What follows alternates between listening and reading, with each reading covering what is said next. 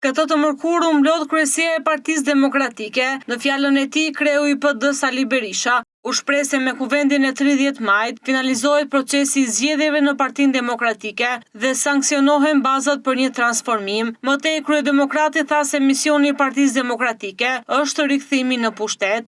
Në këtë mbledhje transishme, e cila do miratoj ndryshimet statutore, e cila do miratoj listat, propozimet për Këshillin Kombëtar, do miratoj grupin që do drejtoj kuvendin.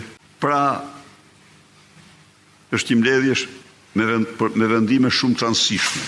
Ne finalizojmë me kuvendin ton kombëtar procesin e zgjedhjeve në Partinë Demokratike dhe sankcionojmë bazat për një transformim të vërtet të Partisë Demokratike.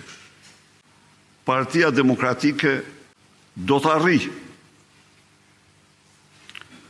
atë transformim të domosdoshëm për përmbushur një mision historik të saj.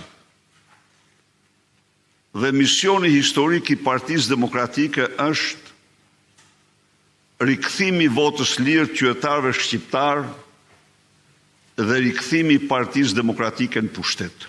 Berisha foli edhe për ripërtëritjen e partisë, e cila sipas tij nënkupton antarësime të reja. Partia Demokratike në rrafshin organizativ do të jetë partia e seksionit. Ne jemi parti e territorit, pra ne jemi parti e seksionit.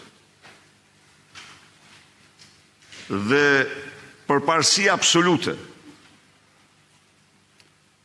në piramidën e saj merr themeli i cili është seksioni.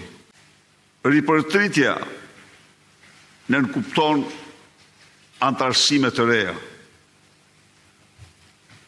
Nënkupton zhdukja e çdo barriere që pengon antarësime të reja. Nënkupton hapjen e dyrve në nivel seksioni dhe të gjitha nivelet për prurje të reja, angazhime të reja. Ndër të tjera, Berisha hodhi akuza të shumta në drejtim të qeverisë dhe kryeministrit Edi Rama. Sipas tij, para nisjes drejt Brukselit për konferencën e radhës Shqipëri-BE, Rama dha një mesazh të prerë ndaj qytetarëve përmes dekorimit të teatrit të Ergys Agasit në Shijak dhe ish deputetit Ergys Qyrbja në Durrës.